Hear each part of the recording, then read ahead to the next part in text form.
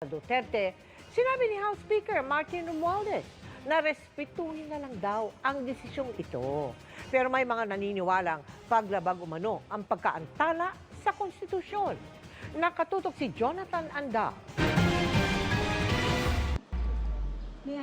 Para kay House Speaker Martin Romualdez, dapat respetuhin ang desisyon ni Senate President Cheese Escudero at ng Senado patungkol sa impeachment proceedings laban kay Vice President Sara Duterte.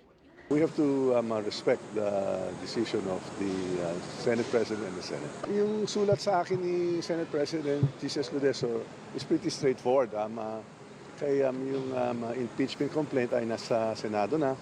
So we leave it to their sound discretion as to how they want to proceed and conduct, no? Ipinagpaliban ni Escudero ang pagsisimula ng impeachment proceedings ng ilang araw para daw unahin ang pagpapasa ng mga hakbang at panukala na nakapaloob sa legislative agenda ng administrasyon. Si Representative-elect Leila de Lima na inaasahang magiging miyembro ng House Prosecution Panel, dismayado sa press conference kanina ni Senate President Cheese Escudero. Akala ko yung para bang alisin na niya yung mga agam-agam tungkol dyan na magkakaroon pa ba ng trial o hindi. He could have been more categorical that insofar the Senate is concerned, tuloy-tuloy kami.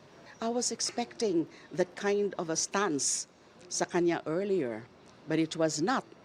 Ano pa rin, medyo iffy pa rin, right? Kasi hindi pa rin nakakasiguro. Everything is speculative at this point, but we hope things resolve itself positively for all. Tingin ni De Lima, nilalabag ni Escudero ang konstitusyon sa pag-antala ng impeachment proceedings.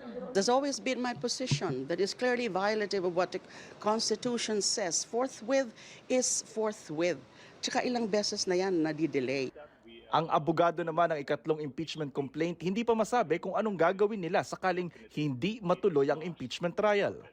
It must happen. It is unthinkable constitutionally. From a perspective of a student of Constitution, it is unthinkable for the Senate not to proceed with the impeachments of the impeached official in the person of the Vice President of the Republic of the Philippines. Kanina nagpulong sina De Lima at iba pang naghain ng impeachment complaint para pag-usapan ang